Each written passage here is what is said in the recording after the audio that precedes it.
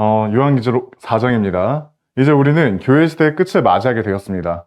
이제 요한계시록 2, 3장에 대해서 이야기를 했었죠. 2, 3장은 교리적으로는 환란 시대 교회에게 보내는 예수 그리스도의 메시지이지만 영적으로 보자면 교회사 2000년을 나타낸다고 말씀을 드렸습니다. 에베소 교회, 스미르나 교회, 페르가모스 교회, 디아티라, 사르디스, 필라델피아, 라오디키아 이렇게 7교회가 각각의 시대를 나타내는 것을 우리는 2, 3장을 통해서 확실하게 차근차근 확인을 했었죠. 교회라는 단어는요, 요한계시록 4장부터 21장까지는 등장하지 않습니다. 그렇기 때문에 더욱이 환란기에 교회는 들어가지 않는다라고 이야기를 하는 거예요. 그리고 또한 성령님께서 요한계시록 2, 3장에선 교회들과 함께 지상에 있는 것으로 언급되지만 4장에서는 셋째 하늘에 계신 것으로 나타나서 교회의 위치와 성령의 위치에 변화가 있음을 나타낸다고 우리가 확인했었습니다. 오타가 있는데 좀 양해 부탁드리고요. 이 말인즉 교회는 환란기가 시작될 때에는 이 땅에 있지 않게 된다는 말입니다. 또 그렇다는 말은 교회는 환란기에 절대로 들어가지 않고 환란 전에 휴거가 된다는 말입니다. 그것이 우리가 이 1절부터 확인이 가능한 진리입니다. 그래서 이 1절이 굉장히 내용이 많을 거예요. 천천히 한번 읽어보시죠. 이런 일 뒤에 내가 보았는데 보라, 하늘에 한 문이 열렸더라. 그리고 내가 들은 첫 번째 음성이 하나의 나팔에서 나온 것 같이 나와 함께 대화하였더라. 그 음성이 말하기를 이리 올라오라. 그리하면 이후에 반드시 있을 일들을 내가 너에게 보여주겠노라 하였더라 라고 되어 있습니다. 자, 이제 요거에 대해서 문에 대해서 좀 이야기를 해야 될 필요가 있습니다. 하늘에 한 문이 열렸더라 라고 되어 있잖아요. 이게 무엇을 의미하는지를 좀 보시죠. 요한계시록 4장 1절에서 문이 열리는 것을 확인할 수 있어요.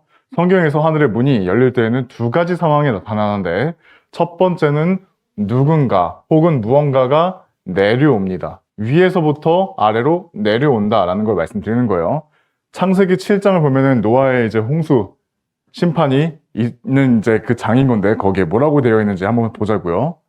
노아의 생애가 600번째 해가 되던 둘째 달 그달 17일 바로 그날에 거대한 기쁨의 모든 샘들이 터져 나왔으며 하늘의 창문들이 열렸더라 라고 되어 있습니다. 하늘의 창문이 열렸어요. 그러니까 무슨 일이 생겨요? 그리하여 40일 낮과 40일 밤 동안 땅 위에 비가 있었더라 라고 되어 있어요. 나중에 이제 이거를 한번 살펴볼 수 있는 기회가 될지는 모르겠는데 아마 조금 있다가 세상의 이 모양새가 어떠한지 셋째 하늘의 모양새라든가 그런 것들을 살펴보는 시간이 있을 건데 첫째 하늘, 둘째 하늘, 셋째 하늘에 대해서 이야기를 할 겁니다. 그거에 대해서 미리 이야기를 하는 건데 세상이 어떻게 생겼냐라고 한다면은 우리가 있는 이 땅이 있습니다. 우리가 이 땅에 있는데 사람 머리 위에는 뭐가 있어요? 하늘이 있죠. 그리고 이 하늘을 아득히 벗어나면 어느 정도 위로 올라가야 되는지는 모르겠지만 그때부터는 이게 지금 우리 머리 위에 있는 게 첫째 하늘이고요. 그리고 위로 올라가고 나면은 그때부터 둘째 하늘이라는 곳이 펼쳐집니다. 여기가 물층이에요. 그러면 하늘의 창문이 열렸을 때 떨어지는 게 비라고 했단 말이죠. 물이 떨어지는 거란 말입니다. 그러면은 이제 뭐 예를 들어서 이렇게 사람이 있고 다시 한번 그려볼게요. 왜냐면 좀 공간이 좁았으니까 사람이 있고 여기에 하늘이 있고 첫째 하늘 그 다음에 이 위로는 둘째 하늘이 있다는 겁니다. 그래서 생김새를 이거를 그냥 이제 우리가 바로 볼 수 있게끔 해놓는 뭔가 좀 뭐랄까 확대해 놓은 그림이라고 한다면 좀 이거를 축소시키자라고 한다면 아마 둘 중에 하나겠죠. 사람들이 세상을 바라보는 구조는 두 가지로 나뉘기도 하니까 첫 번째로는 이렇게 우리가 살고 있는 이 플래닛 행성이라고 하는 지구가 있고 그리고 이 지구를 아득히 벗어나고 나면은 이 어느샌가 하늘 위쪽으로 쭉 올라가다 보면은 여기가 둘째 하늘 여기가 물층이고요. 이 물로 되어 있다라고 하는 거는 우리가 조금 이따가 구절로서 한번 살펴볼 겁니다. 여기에 문이 열려서 이 물들이 여기로 이제 그 지상으로 떨어져 내렸다. 이렇게 바라볼 수 있는 거예요. 그러니까 어찌됐든 간에 뭐예요? 하늘에 창문이 열리니까 무언가가 내려오는구나 라는 거를 우리가 한번 구절로 창세기 7장에 있는 내용들로 한번 확인을 해봤습니다. 자, 그 다음에 이제 그거 말고도 저는 일부러 이걸 두 가지를 같이 설명을 해드리는 건데 이거는 이제 지구가 둥글다라고 했을 때 기준을 말씀을 드리는 거고 두 번째로는 지구가 평평하다라고 했을 때는 이런 모양새인 거죠. 이 밑에 이제 지옥인 거고 여기에 땅이 있고 그 다음에 첫째 하늘, 그 다음에 두 번째 하늘, 그 다음에 하나님 계신 세 번째 하늘 이렇게 되는 겁니다. 이 땅 위에 첫 번째 하늘 위에 여기에서 문이 열려서 이 땅 위로 비가 쏟아져 내렸다. 이렇게 보는 것도 볼 수 있을 거라고 생각을 합니다. 자, 그 다음에 구절을 넘어가 보시죠. 자, 그래서 이 구절을 보면은 노아의 방주 사건은 신화가 아니냐고 이야기를 할 수 있습니다. 사람들이 많이들 이야기를 해요. 창세기 딱 보면서 하나님께서 7일 동안 창조를 하셨다라고 이렇게 이야기를 하니까 어떻게 세상이 7일 동안 만들어질 수 있냐? 이거 신화 아니냐? 그렇게들 이야기를 합니다. 특히나 이제 카톨릭에서 교황이 예전에 이제 이미 죽으신 분, 그분인지는 기억 안 나지만 그분이 그렇게 말씀을 하셨죠. 창세기 1장부터 12장까지는 좀 뭐랄까, 신화적인 요소가 가득하다라고 이야기를 했단 말이죠. 근데 그게 아닙니다. 창세기에 기록된 모든 사건들은 모두 정말로 문자 그대로 있었던 일입니다. 하나님께서 세상을 6일 동안 창조하시고 하루를 쉬었다고 기록되어 있었기 때문에 세상의 창조는 몇억 년이나 몇백억 년이 아닌 7일 동안 일어났다는 겁니다. 문자 그대로 바라봐야 된다는 거죠. 이게 굉장히 중요합니다. 하나님께서 노아와 그의 가족 7명을 남기고 모두 물로 멸망시키셨다고 기록되어 있으므로 그것은 노아의 홍수는 사실입니다. 그렇기 때문에 노아의 홍수는 사실인 거죠.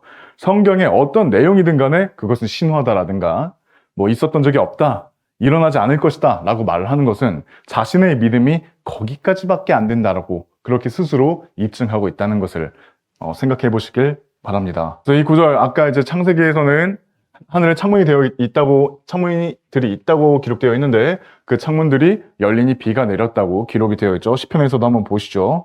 78편 23절 24절입니다. 그런데도 그분께서 위로부터 구름들에게 명령하시어 하늘에 문들을 여셨고 그들에게 만나를 비처럼 내리시어, 우리가 이제 출애굽기를 보면은 이스라엘 민족들이 애굽으로부터, 이집트로부터 탈출하잖아요. 그렇게 해가지고 광야로 갑니다. 그래서 그들에게 먹을 것들이 주어지지 않아 하나님께 불평불만을 하니 하나님께서 그들에게 만나를 주셨습니다. 근데 어떻게 해가지고 주셨다고요? 그냥 갑자기 뭐가 변해가지고, 아니 없었던 데에서 갑자기 뿅 하고 나타난 게 아니라 하늘의 문들을 여셔서 만나를 비처럼 내리셨다. 이렇게 하는 것을 우리가 볼 수 있습니다. 그러니까 뭐예요? 하늘의 문이 열리니 뭔가 또 내려왔는데 그 중에 하나가 만나구나. 근데 이게 꼭 이제 물건만, 어떤 이제 뭐랄까, 물체라든가 액체라든가 그런 것들만이 오르락 내리락 하는 게 아닙니다. 시편에서는 하늘의 문들이 열리니 만나가 비처럼 내려서 광야에 있던 이스라엘 사람들이 배불리 먹었다고 기록되어 있죠. 마태복음을 좀 보시죠, 이번엔. 마태복음에선 예수님께서 침례를 받으시고 난 즉시 일어난 일들을 같이 살펴보는 것도 좋을 것 같습니다. 마태복음 3장 16절입니다. 그러자 예수님 곧 그분께서 침례를 받으시고 물속에서부터 곧바로 올라오시자마자 보라, 그리하여 하늘들이 그분께 열렸으며, 하늘이 열렸습니다. 그 다음에 누가 와요? 하나님의 영께서 비둘기같이 내려오시오 라고 되어 있어요. 하나님의 영, 즉 성령님인 거죠. 그렇다면 무엇입니까? 하늘이 열리면 무언가가 혹은 누군가가 내려온다라고 하는 거를 이 구절들을 통해서 볼 수 있다는 겁니다. 이것뿐만이 아니에요. 또 보시죠. 자, 우리 창세기를 보면은 야곱이 도망쳐서 라반에게로 가던 중에 해가 져서 어떤 한 장소에서 머물다가 잠이 들었습니다. 꿈에서 하늘까지 도달한 사다리를 보게 됩니다. 여기서 그것을 보고 야곱이 과연 어떤 반응을 하는지 한번 살펴보시죠. 창세기 18장 12절에서 17절입니다. 그러자 그가 꿈을 꾸었으니 지상에 한 사다리가 세워진 것과 그것의 꼭대기가 하늘까지 도달하는 것을 보니라. 또한 하나님의 천사들이 그것 위로 오르락 내리락 하는 것을 보니라. 잠깐 여기서 제가 한 가지 이야기를 해야 될 건 뭐냐면, 그건 그저 꿈이잖아요. 꿈에서 일어난 건데 그걸 굳이 그렇게 이야기를 해야겠습니까? 이게 사실이라고 이야기를 할 수 있을까요? 라고 이야기를 하지만 야곱은 이 꿈을 꾸고 난 다음에 꼭대기가 그것의 꼭대기가 하늘까지 도달한 것을 본다라고 되어 있어요. 그러니까 이제 야곱이 어떻게 반응하는지를 한번 자세히 봐야 된다는 겁니다. 여기서 잠깐 멈추시면 안 돼요. 또한 하나님의 천사들이 그것 위로 오르락 내리락 하는 것을 보리라. 그리고 보라, 주께서 그의 위에 서서 이같이 말씀하셨느니라. 나는 너의 조상 아브라함의 주 하나님이요 이삭의 하나님이라. 네가 그 위에 누운 그 지역 곧 그곳을 내가 너와 너의 씨에게 주겠노라. 그리고 너의 씨는 땅에 티끌같이 되리니 너는 서쪽과 동쪽과 북쪽과 남쪽으로 퍼져나가리라. 그리하여 너와 너의 씨 안에서 땅의 모든 족속들이 복을 받으리라. 이제 약속을 쭉 해주시는 거죠. 그런즉 보라, 내가 너와 함께 있느니라. 그리고 네가 가는 모든 곳들에서 너를 지키겠으며 너를 이 지역 가운데로 다시 데려오겠노라. 이는 내가 너에게 이야기한 것들을 내가 이룰 때까지 내가 너를 떠나지 않을 것이기 때문이라. 그러자 야곱이 뭐라고 반응해요? 그의 잠에서 깼으며 그가 말하기를, 주께서 확실히 이곳 안에 계시는데 내가 그것을 몰랐도다. 확실히 이곳에 계시는데. 그러고 나서 그가 무서워하여 말하기를, 이 얼마나 무시무시한 곳인가. 이곳은 다름이 아닌 하나님의 집이요 이곳은 하늘의 대문이로다 라고 되어 있어요. 이곳을 통해서 오르락 내리락 하는 존재가 있구나. 이 얼마나 무서운 곳인가 하는 거예요. 그냥 꿈으로 끝난다는 것이 아니라는 겁니다. 이것이. 그럼 뭐예요? 이번에는 또 어떤 거예요? 하늘의 문이 열렸을 때 지상에 있었던이 아니라 하늘에 있던 존재들이 이 그 사다리를 타고 오르락내리락 하는 그 장면을 야곱이 봤다는 거고 그것이 맞다는 겁니다. 실제로. 이와 같이 하늘에서 문이 열리면 누군가가 혹은 무언가가 내려오거나 올라갑니다. 이것을 생각하면서 본문을 다시 보시죠. 요한계시록 4장 1절입니다. 하늘에 한 문이 열렸더라. 그리고 내가 들은 첫 번째 음성이 하나의 나팔에서 나온 것 같이 나와 함께 대화하였더라. 그 음성이 말하기를 이리 올라오라. 이리 올라오라. 그래야면 이후에 반드시 있을 일들을 내가 너에게 보여주겠노라 하였더라. 하늘에 한 문이 열리니까 어떻게 돼요? 올라오라 그러네요. 그러면은 이게 지금 누구한테 이야기를 하는 거예요? 사도 요한한테 이야기를 하고 있는 거죠. 그렇게 2절을 보면은 사도 요한은 하늘로 올라가게 됩니다. 이런 그림들이 아주 확실하게 우리가 확인할 수 있는 그림들로 이 모습들로 확인을 할 수가 있는 거죠. 누군가 요한에게 무엇이라 이야기를 해요? 이리 올라오라. 요한은 그렇게 셋째 하늘까지 올라가게 됩니다. 셋째 하늘이라는 걸 제가 설명을 했는지 모르겠는데 나중에 하게 되겠지만 미리 이야기를 하자면 하나님께서 계신 곳이라고 이야기를 할 수 있습니다. 하나님께서 계신 곳. 자, 그래서 2절을 보면은 바로 다음 구절이죠. 그러자 즉시 내가 영 안에 있었더라. 그런데 보라, 하늘에 한 보좌가 놓여 있었고, 여기 보여요. 그러자 즉시 내가 영 안에 있었어요. 근데 그러자 즉시 일어난 일이 뭐예요? 하늘에서 일어나고 있는 일들을 갖다가 요한이 기록을 하고 있는 거예요. 올라오라! 라고 하니까 요한이 그 응답을 받고 영 안에 있어가지고 하나님께 올라가게 된 거죠. 한 보좌가 놓여 있었고 한 분이 그 보좌 위에 앉으셨더라. 한 분이 앉아 계시는데, 자, 잠깐 이걸 간단하게 좀 짚고 넘어가자면 보세요. 우리가 알고 있기론 하늘에 한 보좌가 놓여 있는데 여기에 누가 앉아 계신다고 되어 있어요? 원래는 우리가 알고 있기로는 신약에 이제 예수님께서 승천하시고 난 다음에 어떻게 돼요? 하나님과 예수님이 이 한 보좌에 같이 앉아 계십니다. 그게 이제 하나님 우편에 앉아 계신다는 말이 그 말이에요. 하나의 보좌가 이제 있고 거기에 같이 앉으시는 거지 두 개의 보좌가 있는 건 아닙니다. 근데 한 보좌가 놓여 있는데 여기를 보면은 뭐라고 되어 있어요? 한 분이 앉아 있다고 되어 있어요. 우리가 알고 있기로는 예수님이 같이 앉아 계신 거 아닌가?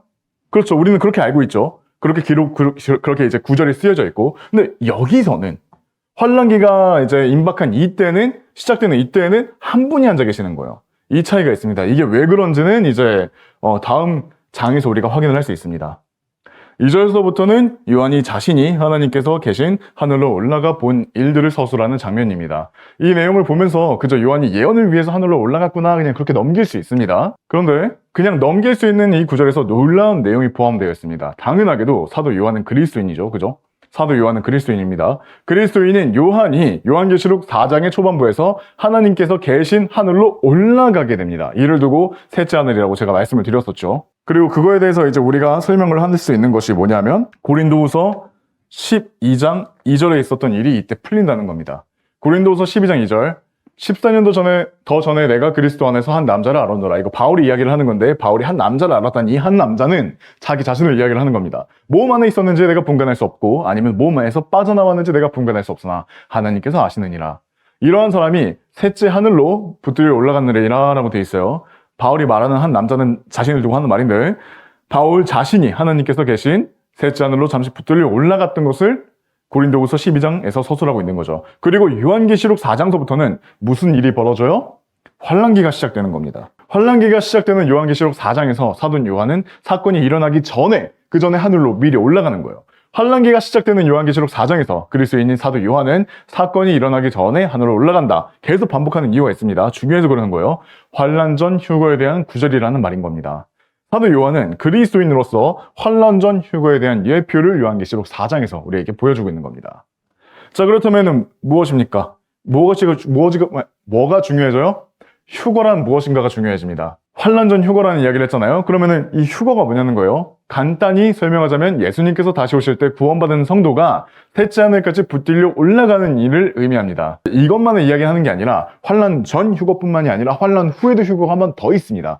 근데 여기서 이야기를 하는 거는 우리한테 적용되는 거를 이야기를 하기 위해서 환란 전 휴거만 가지고 왔습니다. 데살로니가전서 4장 13절에서 18절입니다. 그러나 형제들아 나는 너희가 잠들어 있는 자들에 관하여 무지하기를 바라지 아니하노니 곧 너희가 아무 소망도 없는 다른 자들 같이 슬퍼하지 않게 하려 함이라. 이는 만일 예수님께서 죽으셨다가 다시 일어나신 것을 우리가 믿는다면 바로 그처럼 하나님께서는 예수님 안에서 자고 있는 자들 역시 그분과 함께 내려오실 것이기 때문이라.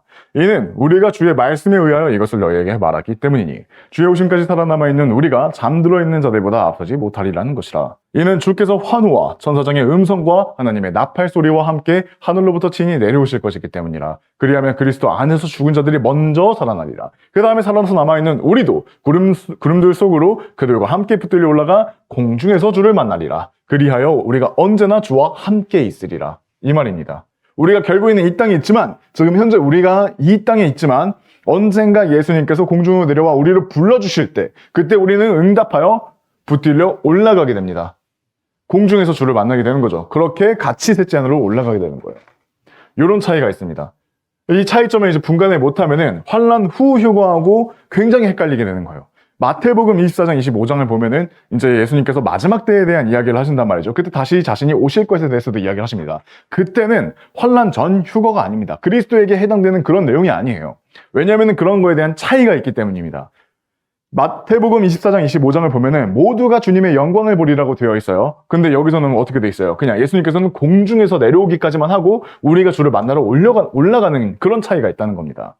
이런 것들을 굉장히 유의심히 주의 깊게 바라봐야겠습니다. 자, 그 다음에 구절이 또 있습니다. 고린도전서 15장 50절에서 54절. 형제들아, 이제 내가 이것을 말하노니 살과 피는 하나님의 왕국을 상속받을 수 없느니라. 또한 썩는 것은 썩지 아니하는 것을 상속받을 수 없느니라. 보라, 내가 너희에게 한 신비를 제시하노라. 우리가 모두 잠잘 것은 아니요, 오히려 우리 모두가 변화되리니 순간적으로 눈 깜짝할 때 마지막 나팔 소리에 그러하리라. 이는 그 나팔이 소리를 낼 것이요, 죽은 자들이 썩을 수 없는 몸으로 일으켜질 것이며 우리가 변화될 것이기 때문이라. 이는 이 썩을 수 있는 몸이 반드시 썩지 아니함을 입을 것이요, 이 죽을 수밖에 없는 몸이 반드시 불멸을 입을 것이기 때문이라. 자, 우리 그리스도인들은요, 휴거가 될 때 몸이 변화합니다. 그리스도의 영광스러운 몸과 같이 변모한다라고 빌립보서에 기록되어 있어요. 우리는 반드시 불멸을 입습니다. 그렇게 하여 이 썩을 수 있는 몸이 썩지 아니함을 입고 이 죽을 수밖에 없는 몸이 불멸을 입게 된다면 그때는 이와 같이 기록되어 말하기를 사망은 승리 속에 완전히 삼켜지리라 한 것이 실현되리라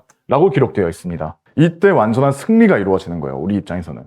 지금은 아직 우리가 몸을 입고 계속 투쟁하면서 살아갑니다. 우리 몸과 함께 계속 투쟁해서 살아가요. 하지만 예수님께서 다시 오시는 그 날, 환란이 오기 전에 그 날 예수님께서 오신다면 우리는 썩지 아니할 불멸을 우리가 입고, 그렇게 되고 나면 우리는 이제 그때부터 사망을 하지 않게 되는 몸이라는 거예요.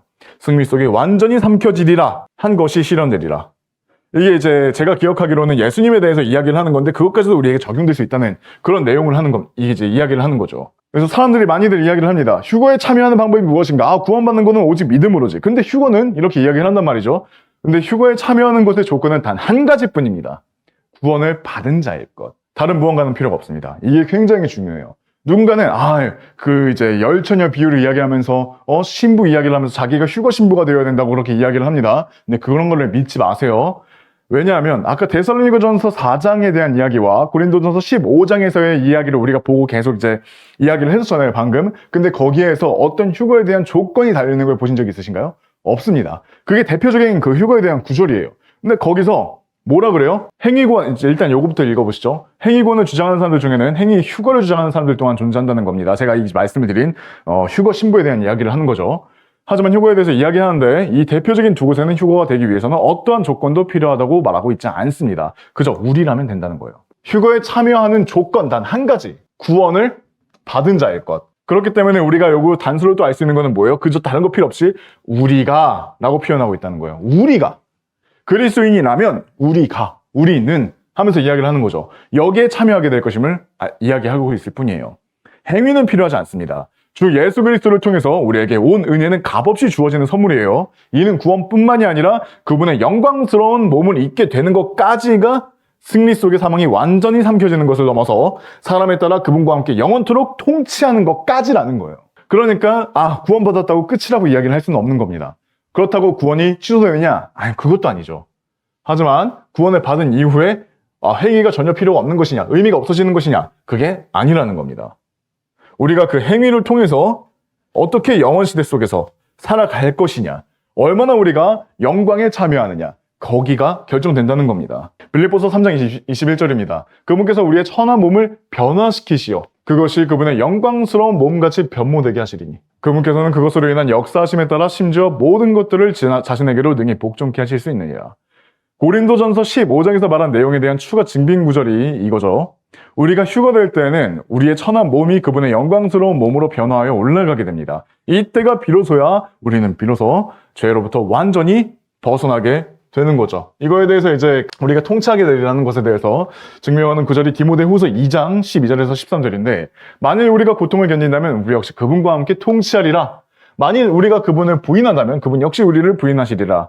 자, 이게 왜 이런 내용이 있는지를 이야기를 해야 되는데, 우리가 구원받고 난 다음에 그리스도께서 겪었던 그 고통을 우리가 알아가고 배워가고 우리가 그 고통을 견딘다면 그리스도께서 받으셨던 영광 또한 우리가 참여하게 되는 거예요. 구원에 대한 것뿐만이 아니라, 부활뿐만이 아니라 그런 의미에서 그분과 함께 통치한다는 거예요.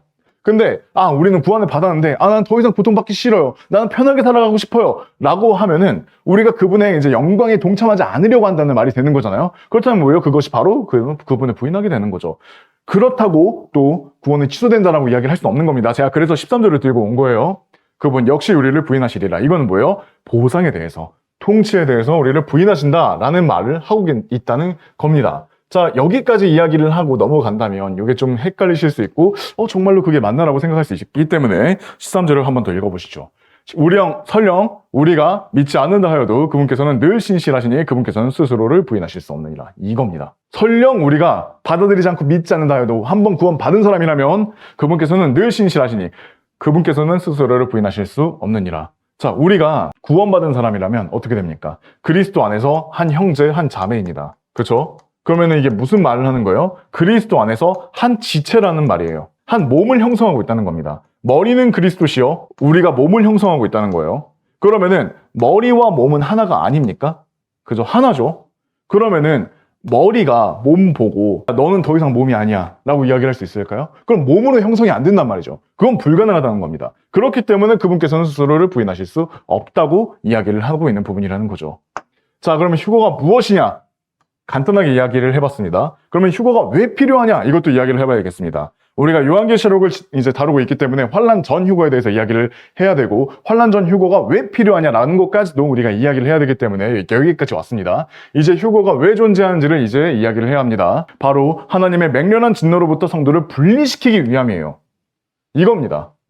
우리는 아직까지 죄로부터 완전히 벗어나진 않았지만 예수 그리스도를 믿어서 그분의 의를 전가받은 사람들이에요. 원래 우리는 의롭다고 이야기를 할 수 없는 사람들이지만 예수 그리스도를 믿음으로 말미암아 우리는 의롭다라고 칭함받은 사람들이고, 우리는 그 의는 어디서부터 왔어요? 예수 그리스도의 의를 우리가 받아서. 우리는 의가 없지만 예수 그리스도를 믿었으면 우리가 예수 그리스도의 행위에 참여한 사람들이 되는 거예요. 그러면은 뭐예요? 행위에 참여했으면 같이 행위를 한 사람들이 된다는 거예요. 그러면 하나님께서도 그것을 보시고 그분의 의를 넘겨주셔 당신들 보고 여러분들 보고 죄 없다 라고 이야기를 할 수 있다는 말이에요. 그러니 하나님 앞에서는 예수 그리스도로 말미암아 우리는 죄가 없다고 인정받는 사람들이라는 말이죠. 환난기는요, 하나님의 맹렬한 진노가 쏟아지는 전례가 없는 두려움이 닥치는 시기예요.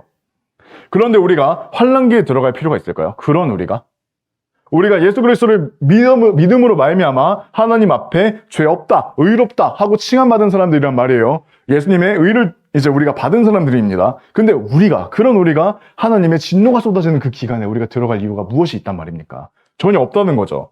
그러니까 사람들이 이런 것들도 모르고 우리가 하나님께 무언가를 보태드려야지 그렇게 이야기를 할 수 있습니다만, 뭐 그렇게 이야기하시는 분들도 있고, 뭐 그게 그렇게 하면 지옥 간다 이런 건 아니죠. 그렇게까지 잘못된 건 아니에요. 근데 그런 것들로 인해서 사람들이 행위로 구원을 받아야 되는구나 이렇게 빠지게 만든다는 겁니다. 이것을 논하기 위해서는 왜 이제 환란기가 준비되었는가, 이거를 좀 이야기를 해야 되는데, 환란기가 왜 준비되었을까요? 이스라엘 민족이 끝까지 하나님을 받아들이려 하지 않았기 때문에 하나님께서 이스라엘 민족이 돌이킬 수 있도록 그들의 고난의 때를 준비하신 것이 환란기의 주된 목적 중 하나이고 환란기가 생긴 이유 중 하나입니다. 이사야서 42장을 보면 어떻게 되어 있냐면 이제 이스라엘에 대한 이야기를 하는 거예요. 그러나 이 백성은 강탈당하고 약탈당한 백성이로다. 그들은 모두 굴들 속에서 올무에 걸린 자들에 속하였으며 감옥들 안에 숨겨졌도다. 그들이 먹이가 되어도 아무도 구출하지 않으며 약탈물이 되어도 아무도 반환하라 말하는 자가 없도다. 너희 가운데 누가 이 일을 귀담아 듣겠느냐? 누가 다가올 때를 위하여 경청하고 듣겠느냐? 누가 야곱을 약탈물로 내주었으며 이스라엘을 강도들에게 내주었느냐? 우리가 대적하여 죄를 지은 그분께서 그러하지 아니하셨느냐? 이는 그들이 그분의 길들 가운데 살아가려 하지 아니하였으며 그들이 그분의 율법에 순종하지 아니하였기 때문이라. 요겁니다. 그러니까 하나님께서 약탈로 내어주셨다는 거죠. 하지만 그럼에도 불구하고 하나님께서는 이스라엘에게 대한 약속을 해주셨고 무조건적인 약속도 해주셨기 때문에 하나님께서는 그걸 지키시기 위해서라도 완전히 저버리지 않는다는 거예요. 이것에 대해서 우리는 저번 시간이 아니라 하더라도 한번 이야기를 했던 걸로 기억을 합니다. 자, 그 다음에 이사야서 같은 장 9절인데 바로 전구절입니다. 한번 보시죠. 내가 오랜 시간 동안 너의 침묵을 지켜노라. 내가 가만히 있으면서 스스로 자제하였도다. 이제 나는 산고를 지르는 여자같이 부르짖겠노라. 내가 단번에 멸망시키고 집어삼키겠노라. 내가 산들과 언덕들을 불모지로 만들고 그들의 모든 풀잎들을 말려버리겠노라. 또 나는 강들을 섬들로 만들겠노라. 또 나는 못들을 말려버리겠노라. 그리고 나는 뭐라고 돼 있어요? 눈먼 자들을 그들이 몰랐던 길로 데려가겠노라. 내가 그들이 몰랐던 행로들로 이끌겠노라. 나는 그들 앞에서 어두움을 빛으로 만들고 구부러진 것들을 곧게 하겠노라. 내가 이런 것들을 그들에게 행할 것이요 그들을 저버리지 아니하겠노라. 눈먼 자들, 제대로 제 앞길 몰라가지고 자기 앞길 따라가지도 못하는 그 사람들을 그들이 몰랐던 길로 데려가겠다. 이렇게 말씀을 하십니다. 이게 근데 이제 꼭 뭐랄까 교훈적으로도 바라볼 수 있는 것이 이게 반드시 이스라엘 사람들만 그렇게 하실 것이다 라고 이야기를 할 수 없는 거예요. 왜냐하면 하나님께서는 모든 사람들을 결국에는 그분의 품으로 돌아오게끔 하시는 것을 원하기 때문에 또한 끝까지 복음을 받아들이지 않는 사람들에게 마지막으로 주어지는 기회라는 거죠. 환난기에는 많은 사람들이 회개하고 하나님께 돌아와 행위로 자신의 믿음을 입증하는 사람들이 생길 거라는 겁니다. 마지막으로 끝까지 회개하지 않은 사람들에게는 하나님의 진노가 쏟아질 거라는 거죠. 지금까지 세 개의 주요 목적에 대해서 이야기를 했습니다. 첫 번째, 이스라엘의 회개. 두 번째, 이제 이 사람들의 끝까지 믿지 않았던 사람들에 대한 두 번째 기회. 세 번째, 그럼에도 불구하고 끝까지 회개하지 않는 자들에 대한 심판. 이렇게 세 가지가 주어졌다는 거예요. 여기에 생각해보세요. 그리스도인과 관련된 이야기가 단 하나라도 있는지 한번 생각을 해보시죠. 이제 그리스도인이 복음을 전해야 한다면서 연관성을 제시하는 사람을 제가 본 적은 있어요. 우리가 가가지고 복음을 전해야죠. 우리가 받아들인 복음을 전해야 되지 않겠습니까? 이렇게 이야기를 하지만 그때는 그 복음이 전해지지 않아요. 지금과는 복음의 내용이 그때는 다릅니다. 지금은 오직 믿음으로 말미암아 구원을 받지만 그때는 믿음의 행위까지 필요한 때라는 거예요. 우리가 받아들이지 않은 다른 복음을 어떻게 전할 수 있을까요? 고린도전서 15장 1절에서 4절까지가 뭐냐면 우리가 받아들인 복음에 대해서 이야기를 하는 거예요. 근데 사도 바울이 뭐라고 이야기를 해요? 이는 나 또한 받은 것을 내가 무엇보다 먼저 너희에게 전달하였기 때문이니 그것을 우리가 받아들였기 때문에 우리 또한 받아들인 것 그대로 사람들에게 전하고 있는 거예요. 그죠? 주 예수 그리스도를 당신의 구원자로 받아들여야 합니다. 라고 이야기를 하는 거는 뭐예요? 나 또한 그것을 받아들였기 때문에 이야기를 하는 거예요. 근데 환난기가 됐을 때 과연 그것이 전해지는 게 맞겠냐는 거예요. 구원받는 방법이 다른데. 믿음 플러스 행위인데 우리는 그저 믿음으로 구원받았단 말이에요. 근데 그것을 이야기를 하면 뭐예요? 그 사람들한테는 구원받는 방법을 제대로 알려주는 게 아니에요. 왜? 그때는 행위가 필요하니까. 그거를 전하는 게 아니라는 거죠. 그리고 설령 그것을 알고 있다 하더라도 우리가 구원받은 방법 자체가 다르기 때문에 야 너네가 구원받은 게 방법이 그거 자체가 다른데 우리한테 전하는 게 말이 돼? 라고 한다면 우리가 그것을 이야기를 할 수 있을까요? 전혀 다르다는 거예요. 이제 이 사람들한테 복음을 전하는 거는 그 복음, 그때 당시에 복음을 받아들인 사람들이 그 사람들한테 전하는 게 또 맞다는 거죠. 그러므로 우리는 환난기에 있을 필요가 없습니다. 이것이 바로 휴거의 필요성인 거죠. 우리는 환난기에 있을 필요가 없습니다.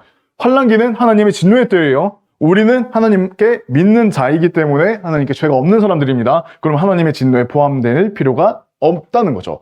그게 이제 하나님의 진노로부터 상관이 없는 자들을 꺼내기 위해 마련해 놓으신 하나님의 장치라는 겁니다. 자, 환난 후 휴거도 마찬가지예요. 끝까지 믿지 않는 사람들을 멸망으로 이끌기 위해서 하나님께서 준비를 하시는데 이때 이제 환난 성도들과 유대인들이 포함되면 안 되니 환난 후에쯤에도 끝나기 직전에 모두를 믿는 사람들을 끄집어내시는 그런 장면이 또 있습니다. 이건 우리가 요한계시록 쭉 진행하다 보면은 확인하게 될 구절 중에 있습니다. 로마서 5장 9절을 보면 뭐라고 되어 있냐면 이제 그분의 피로 정당함을 입증받았으니 그렇다면 우리는 그분을 통하여 더욱더 진노로부터 구원받게 되리라 라고 되어 있어요. 영어 단어 좀 주의 깊게 봐야 합니다. wrath라고 되어 있어요. 이 단어가 하나님의 진노라는 말이에요. 그리고 이 진노가 이 단어가 이제 매치가 되는 거는 이게 환난기하고 매치가 됩니다. 그래서 이제 요한계시록 6장 17절을 보면 뭐라고 되어 있어요? 이는 그분의 진노의 위대한 날이 임하였기 때문이라. 그래서 누가 능히 서겠느냐라고 했는데 진노의 위대한 날.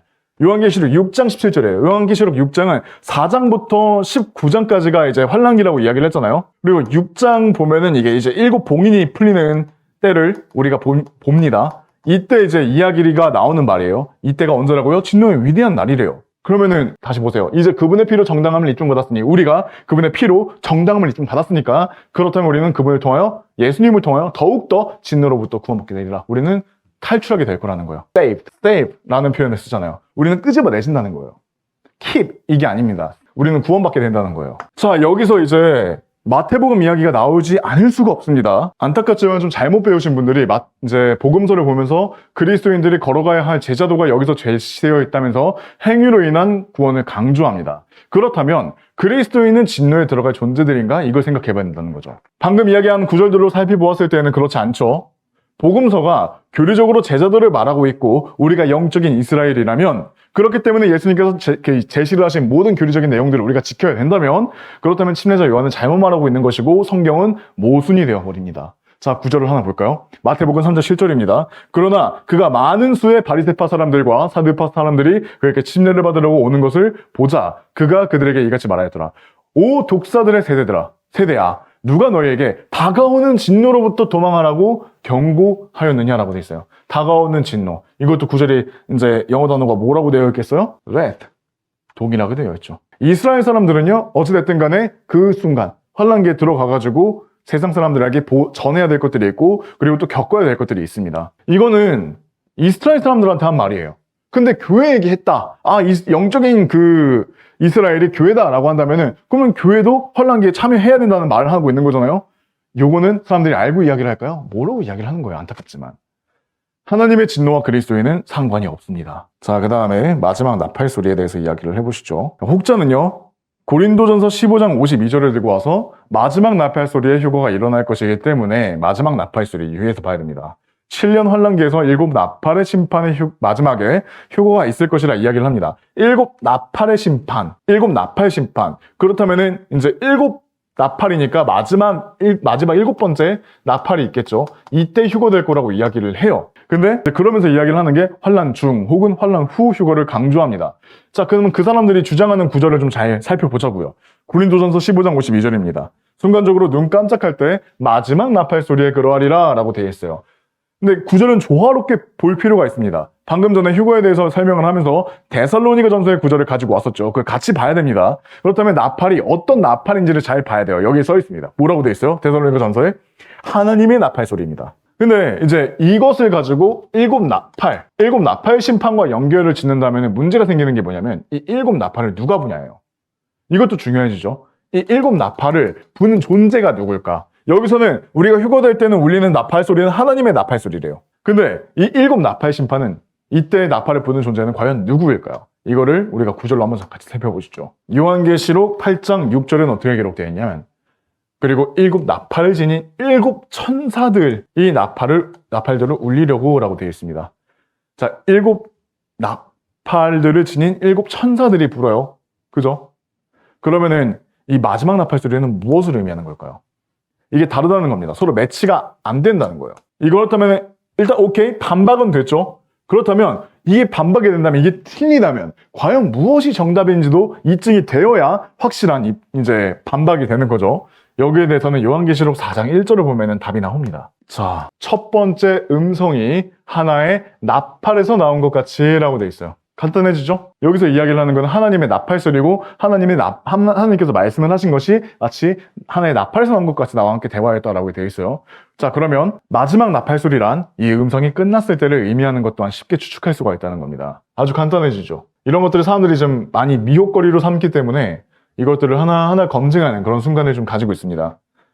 다섯 번째, 이리 올라오라 라고 하는 이제 그 호령이 있죠. 성경에서요, 이리 올라오라 라는 말은 총 3번 등장합니다. 잠언에 등장하고요. 이는 이리 올라오라 하는 말이 너에게 주어지는 것이 너에게 두 눈에 보던 통치자의 면전에서 내가 낮춰지는 것보다 낫기 때문이라 라고 되어 있고, 요한계시록 4장 1절에 이리 올라오라 라고 되어 있죠. 그리고 그 다음에 요한계시록 진행하다 보면은 또 한 번 있습니다. 이 3번 등장한다는 게 굉장히 중요해요. 요한계시록 11장 12절입니다. 이리 올라오라 또 한 번 보이죠. 여기서 이제 분류를 할 수 있습니다. 먼저 잠언에서의 이리 올라오라 라고 말하는 대상은 구약성도라는 겁니다. 그리고 요한계시록 그 4장 1절에서의 대상은 그리스도인입니다. 그죠? 제가 그것들을 계속 입증하고 있는 순간들인 거예요. 그리고 요한계시록 11장 12절에서의 대상은 환난성도라는 겁니다. 이거는 이제 우리가 요한계시록 11장하고 그리고 11장뿐만이 아니라 쭉 이어지면 이어질수록 그것들에 대해서 계속 한번 우리가 살펴보게 될 겁니다. 한 번씩. 이렇게 대상의 구분까지도 둘 수 있어요. 예수님께서는 많은 것들을 수학에 비유하셨습니다. 그죠? 이제 씨앗 뿌리는 그 농사꾼에 대한 그런 비유를 이렇게 하셨단 말이죠. 그런 것들도. 휴거 또한 그렇습니다. 첫 수확이 있고요. 수확에는 본 수확이 있습니다. 그리고 이삭 줍기가 있어요. 농사에는요, 수확이 3번 있습니다. 첫 번째는 한 4월에서 5월쯤에, 4월에서 5월인지 6월인지는 기억이 안 나는데요. 자, 5월쯤이라고 해보겠습니다. 5월쯤에 상태를 확인하기 위해서 첫 번째 수확이 있고요. 그 다음에 진짜로 이제 가을에 9월에서 10월쯤에 본 수확이 있죠. 대대적으로. 그 다음에 이 다음에 이삭 줍기가 있어요. 다 수확을 하고 난 다음에 떨어지는 이삭을 주워 담는다 라고 해가지고 이삭 줍기가 있다는 겁니다. 첫 수확은 구약 성도이며 본 수확은 신약 성도, 이삭 줍기는 환란 성도 이렇게 말씀드리고 있죠. 이것만으로도 예수님께서 첫 열매들로 표현되는 이유를 알게 됩니다. 첫 수확이라고 이야기를 했죠. 예수님께서 또 뭐라고 불리시냐면은 첫 열매들로 불리십니다. 고린도전서 15장 20절에 뭐라고 되어 있어요? 그리스도께서 죽은 자들로부터 살아나셨고 잠자던 자들의 첫 열매들이 되셨느니라. 첫 열매들이 되신 거예요. 예수님의 죽음으로 인해서 구약시대 성도들은 셋째 하늘로 올라갈 수 있게 된 겁니다. 그때 전까지만 하더라도요, 이 땅 밑에는 아브라함의 품이라는 그 임시 거처가 있었습니다. 장소가. 잠깐 머무를 수 있었던. 그때 쉬고 있다가 예수님께서 풀어주셔서 하나님께로 올라갈 수 있게 된 거죠. 마태복음 27장 50절부터 보자고요. 그분께서 다시금 큰 목소리로 외치셨을 때 예수님께서 숨을 거두셨더라. 그런데 보라, 성전 휘장막이 위에서 아래까지 둘로 찢어졌더라. 또한 땅이 진동하였으며 바위들이 갈라졌더라. 그러고 나서 무덤들이 열렸으며 잠들었던 많은 성도들의 몸이 일어났으니 그분의 부활 후에 무덤들에서 나왔고 거룩한 도성으로 들어가서 많은 이들에게 나타났더라. 잠들었던 많은 성도들의 몸이 일어났으니 좀 이따가 아마 이야기할 것 같은데 이 잠은요 죽음하고 연관되어 있습니다. 예수 그리스도 안에서 하나님 안에서 잠들었던 성도들이 일어났다라고 이야기를 하는 게 이제 부활을 이야기를 하는 거예요. 이때 백부장과 그와 함께 예수님을 지켜보고 있던 자들이 지진과 일어난 그 일을 보자 그들이 대단히 두려워하며 말하기를 진실로 이분은 하나님의 아들이셨도다 하였더라 라고 기록되어 있습니다. 자, 에베소서 4장 8절에서 10절을 보면은 이런 것들에 대해서 부연 설명을 해줍니다. 이런 이유로 그분께서 이같이 말씀하시느니라. 그분께서 높은 곳으로 올라가셨을 때 그분께서 포로들을 사로잡아 인도하셨으며 사람들에게는 선물들을 주셨도다. 이제 그분께서 올라가셨으므로 그것은 그분께서 또한 먼저 땅의 더 낮은 부분들로 내려가셨다는 것이 아니면 무엇이겠느냐? 내려가신 그분은 또한 모든 하늘들보다 아득히 위로 올라가신 바로 그분이시니 그분께서 모든 것들을 가득 채우려 하심이라. 내려가셨다가 포로들을 사로잡아 올라가셨다. 이거에 대해서 이야기를 하고 있다는 거죠. 근데 사람들은 이걸 보면서 이렇게 생각하실 수 있습니다. 이게 어떻게 휴거냐고. 그렇게 생각을 하실 수 있습니다. 근데 휴거에는요, 죽은 자들의 부활 또한 포함되어 있습니다.